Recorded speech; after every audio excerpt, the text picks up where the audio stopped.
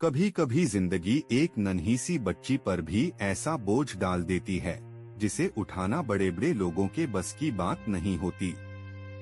यह कहानी है एक ऐसी ही बच्ची की, रीमा की। एक छोटी सी बस्ती थी, वहाँ रहती थी 13 साल की रीमा। एक समय था जब उसकी माँ थी, घर में थोड़ी सी खुशियाँ थीं। मगर माँ के जाने के बाद जैसे जिंदगी ने ही मुंह मोड़ लिया। अब घर में था सिर्फ उसका पिता, जो रोज नशे में डूबा रहता और हर दिन रीमा पर हाथ उठाता। रीमा कुछ नहीं कहती, चुपचाप सह लेती। सुबह होते ही वो दूसरों के घरों में काम करने जाती। झाड़ू पोछा, बर्तन, कपड़े। उंगलियां छोटी थीं, मगर काम बड़ा था। उसके हाथों की छिलन, आंखों का पानी और मन की खामोशी, सब कुछ उसकी उम्र से कहीं ज्यादा भारी था। कभी किसी घर में बची खुची रोटी मिल जाती तो वो भी पिता के लिए ले आती। मगर वो रोटी देख पिता चिल्लाता, ये क्या लाई है तू? रोटी नहीं, दारू के पैसे चाहिए। रीमा की आंखों में आंसू आ जाते, लेकिन वो कुछ नहीं बोलती। उसका एक ही सपना था, स्कूल जाना। हर रोज वो स्कूल के बाहर खड़ी होकर अंदर पढ़ती लड़कियों को देखती। मन ही मन भगवान से कहती, हे भगवान, एक दिन मुझे भी वो स्कूली ड्रेस पहननी है, मुझे भी पढ़ना है। फिर एक दिन उसकी जिंदगी ने करवट ली। वो एक डॉक्टर के घर काम कर रही थी। डॉक्टर की पत्नी ने उसकी आंखों की उदासी को पढ़ लिया। बड़े प्यार से पूछा, बेटा पढ़ना चाहती हो? रीमा ने बस सिर हिलाया और वही पल उसकी किस्मत बदल गया।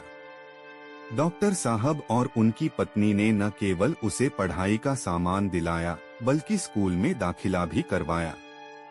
अब रीमा की जिंदगी का हर दिन एक नई चुनौती थी।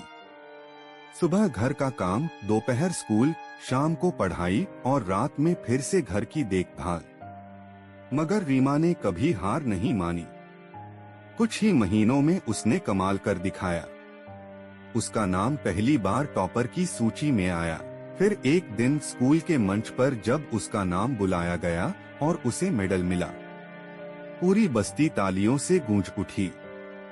उसकी आंखों से आंसू निकल रहे थे, मगर इस बार वो आंसू खुशी के थे। पर कहानी यहीं खत्म नहीं होती।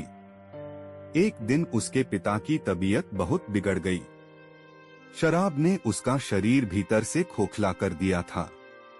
उसे अस्पताल ले जाया गया, मगर इलाज के लिए पैसे नहीं थे। रीमा डॉक्टर से बोली, मेरे पास पैसे नहीं हैं, मगर मैं काम कर लूंगी, बस मेरे पापा को बचा लीजिए। डॉक्टर ने उसकी बात का मान रखा। इलाज हुआ, मगर पिता ज्यादा दिन नहीं जी सके। आखिरी दिनों में उन्होंने रीमा का हाथ पकड़ा और कहा, तू सच में मेरी बेटी नहीं, एक फरिश्ता है, मुझे माफ कर दे।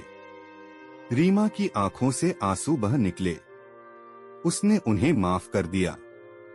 उस दिन उसने एक और वादा किया, मैं अब किसी और रीमा को अंधेरे में नहीं रहने दूंगी। स्कूल के बाद उसे छात्रवृत्ति मिली और कॉलेज में दाखिला भी।